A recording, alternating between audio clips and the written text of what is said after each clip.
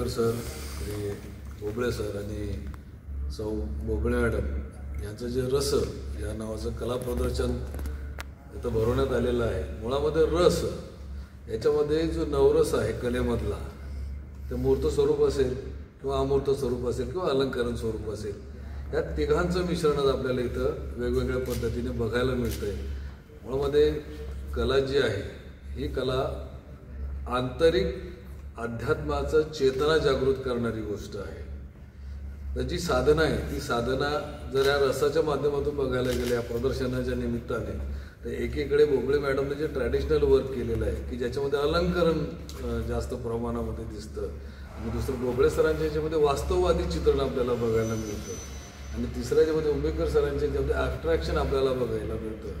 म्हणजे मूर्त अमूर्त आणि अलंकरण यांचा जो मेळ साधला गेला आहे या रस या निमित्ताने आपल्याला इथं बघायला मिळतो आहे. आणि सर्वच कामं ही उत्तम स्वरूपाची आपल्याला बघायला मिळत आहेत. जास्तीत जास्त प्रेक्षकांनी या प्रदर्शनासाठी प्रतिसाद द्यावा मी या माध्यमातून त्यांना विनंती करतो, आणि सदरील कलावंतांना मी माझ्या वतीने सद्गुरूभाई शुभेच्छा व्यक्त करतो. धन्यवाद. आमच्या विनंतीला मान करून सर आले, सरांचा धन्यवाद. सर्वांचे आम्ही चित्रकला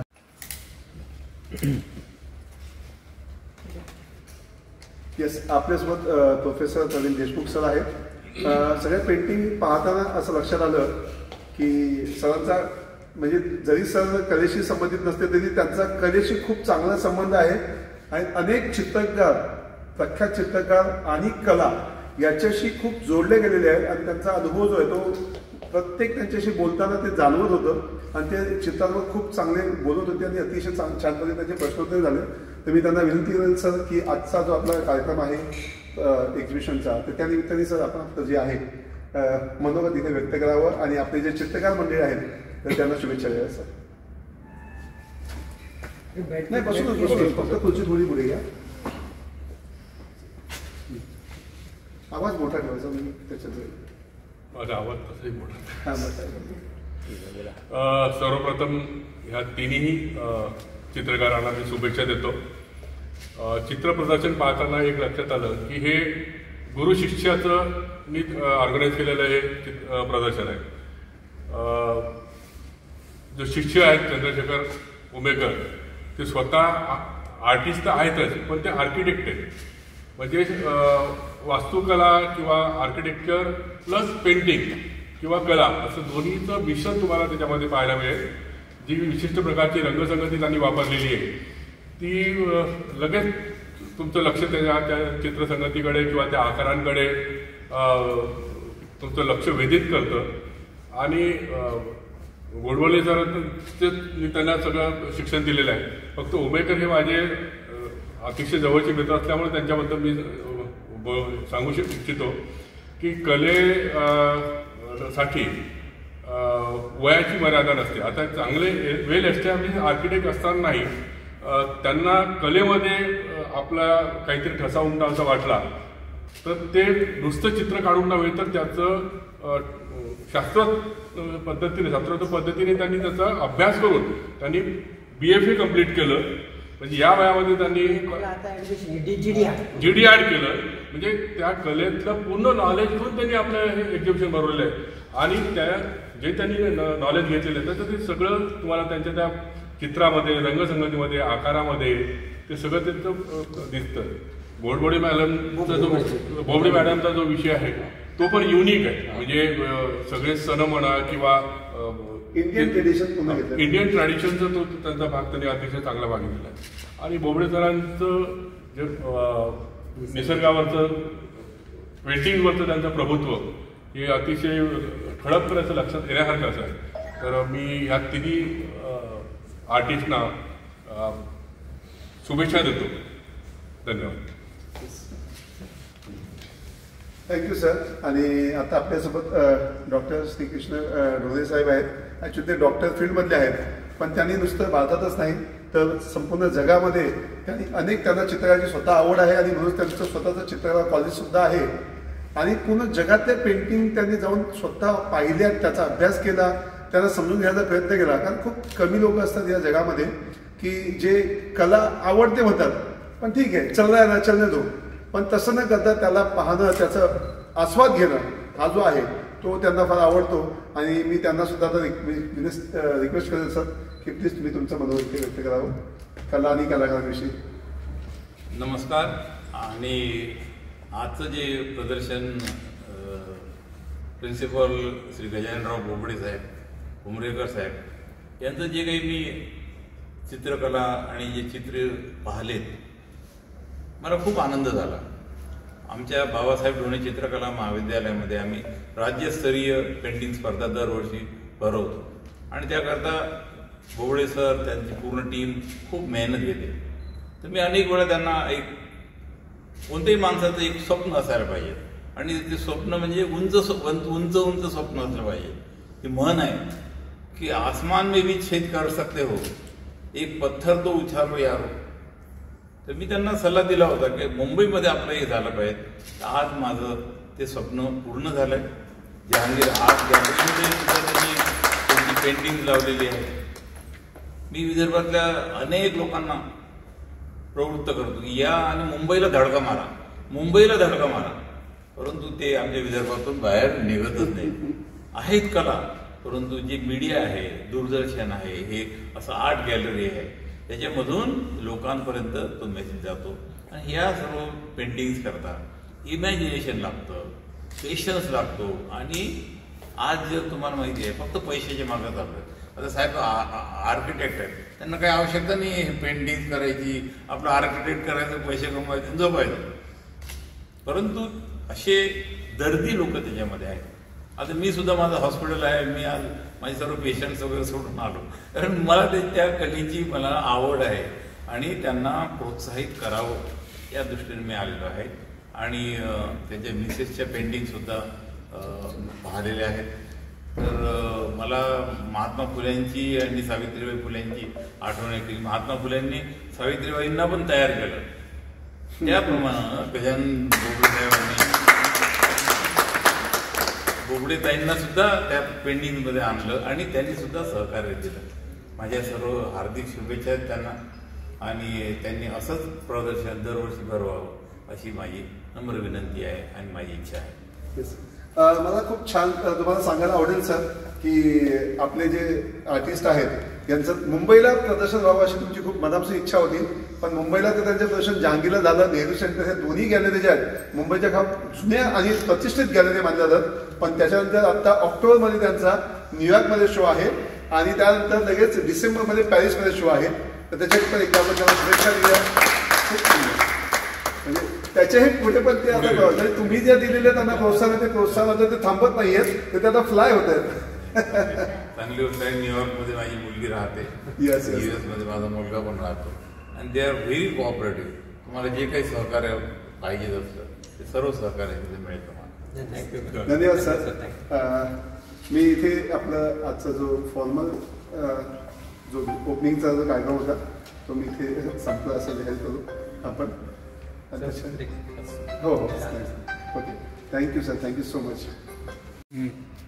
येस, आपल्यासोबत प्रोफेसर गजानन बोबडे सर आहेत, जे स्वतः पेंटिंगची कलेचं जे आहे ते शिक्षण ते देतातच, पण स्वतः उत्कृष्ट कलाकार आहेत.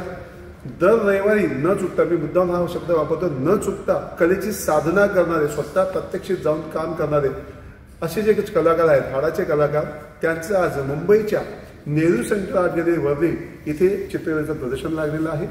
आणि त्यांचा जो मेन अभ्यास त्यांनी इथे जे मांडलेला आहे निसर्गावर, हे विदर्भातले जे गाडे जे चित्रकार आहेत त्यांनी निसर्गाच्या सह्याद्रीचा जो काही अभ्यास केलेला आहे आणि त्याच्यातून त्यांनी जे काही निसर्ग चित्र इथे केलेलं आहे, तर आपण त्यांच्याशी गप्पा मारूया आणि त्या चित्रांविषयी आपण आणखी जाणून घेऊया. सो प्लीज सर, तुम्ही तुमच्या चित्रांविषयी आणि तुमच्या प्रवासाविषयी माहिती द्या. मी प्रिन्सिपल गजानन बोबडे, बाबासाहेब ढोणे चित्रकला महाविद्यालय अकोला येथे कार्यरत आहे. आज नेहरू सेंटर येथे माझं चित्र प्रदर्शन होत आहे.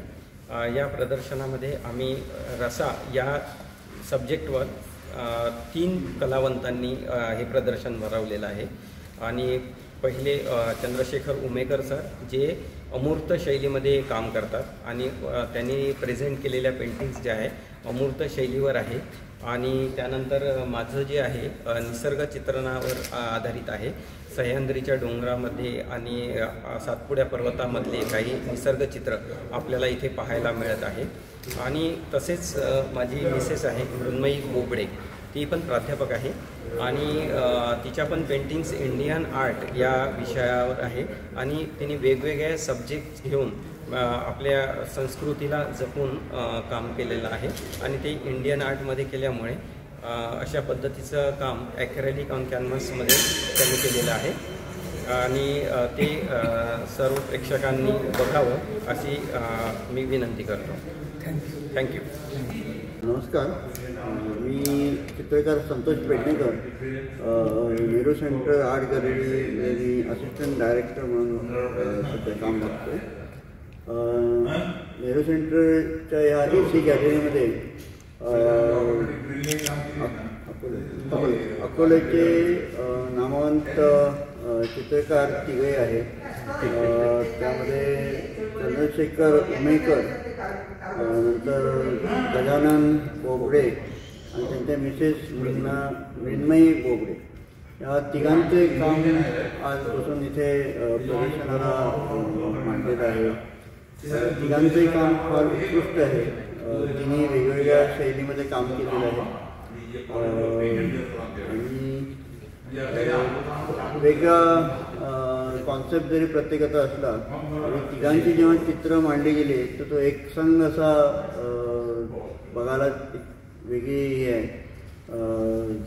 वेगळे माध्यम बघायला मिळतात, वेगळे म्हणजे कलेचे फॉर्म्स आहेत ते, म्हणजे नवीन ज्या काही विद्यार्थी वगैरे आहेत त्यांच्यासाठी ही खरं म्हणजे मेजवानी आहे.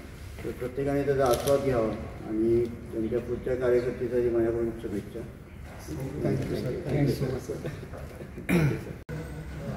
ओके, आपल्याकडे विदर्भातून अकोला या जिल्ह्यात अकोल्याचेच प्रॉपर चंद्रकांत उमेकर सर आपल्यासोबत आहेत, जे प्रॉपर प्रोफेशनली जे आहेत ते आर्किटेक्चर आहेत आणि त्याच्यासोबत त्यांना कलेची अतिशय आवड आहे. त्यांनी त्याच्यातही ग्रॅज्युएशन कंप्लीट केलं, पेंटिंगमध्ये सुद्धा, म्हणजे आर्किटेक्चरच्या सोबत पेंटिंगमध्ये पण ग्रॅज्युएशन कंप्लीट केलेलं आहे. आणि त्यांच्या ॲबस्ट्रॅक्ट ह्या फॉर्ममध्ये, अमूर्त ह्या फॉर्ममध्ये त्यांचे पेंटिंग्स आहेत. त्यांचं फक्त अमूर्त या शैलीतच प्रभुत्व नसून त्यासोबतच त्यांची इथे तुम्ही बघू शकता जे लँडस्केप इथे लागलेले आहेत, तर रिअलिस्टिक कामसुद्धा आणि लँडस्केपिंगसुद्धा त्यांचं अतिशय सुंदर आणि खूप प्रभावीपणे त्यांनी इथे मांडलेलं आहे वॉटर कलर माध्यमातून. तर या ठिकाणी जे ॲबस्ट्रॅक्ट काम आहे हे ॲक्रिलिकमध्ये मांडलेलं आहे. हे नेमकं काय, त्यांनी हा समन्वय कसा साधला, ॲबस्ट्रॅक्ट ते रिअलिस्टिक आणि आर्किटेक्चर म्हणजे तिन्ही वेगवेगळे क्षेत्र आहे, ह्याला कसं त्यांनी मांडलं आहे, आपण त्यांच्याकडूनच ते सगळं जाणून घ्या. सो प्लीज उमेकर सर, तुमचा जो अनुभव आहे, कलेचा अनुभव आणि तुमच्या प्रवासाविषयी सर तुम्ही माहिती द्या. बेसिकली माझं क्वालिफिकेशन मी आर्किटेक्ट म्हणून ग्रॅज्युएशन केलं आणि आर्किटेक्चर केल्यानंतर त्यावेळेसच मला पेंटिंगची कलेची आवड होती. त्यावेळेसही मला नॅशनल अवॉर्ड्स भेटलेले आहे, 3 गोल्ड मेडल भेटलेले होते. पेंटिंगमध्ये, स्कल्पचरमध्ये, इव्हन पोस्टर मेकिंगमध्ये सुद्धा मला त्यात अवॉर्ड भेटले होते. पण नंतरच्या काळात मी आर्किटेक्चरल प्रॅक्टिस सुरू केली. त्याच्यात basically that is a bread and बटरवाला वर्क होतं. आता मागील 5-7 वर्षापासून मी पुन्हा ब्रश हातात पकडले. त्याच्यामागे 2 व्यक्ती महत्त्वाचे होते सर, की डॉक्टर हाडे म्हणून आहे आणि त्याच्यानंतर गजानन बोबडे.